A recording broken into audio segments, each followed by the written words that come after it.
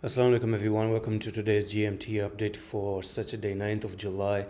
And right now we've broken out the resistance that we were looking to break out the resistance of, and GMT is really looking to actually continue higher, and that's going to go up to this level, which is going to be $1.26 and potentially maybe make its way all the way up to 1.78717. It's amazing. It has done the retest, and it looks really like a successful retest to me.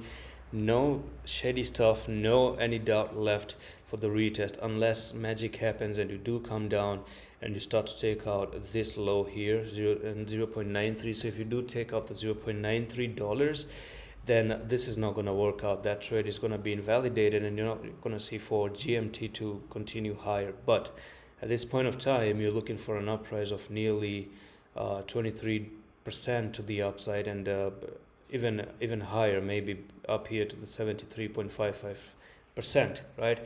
So it's amazing. It's looking really beautiful, and I think that makes it all the story. You did have a nice, very beautiful, like some sort of a cup and handle nearly right there, isn't it? So it's maybe like a huge cup here with a handle there, and you break out of it and you're trying to go to the $1.7 as well.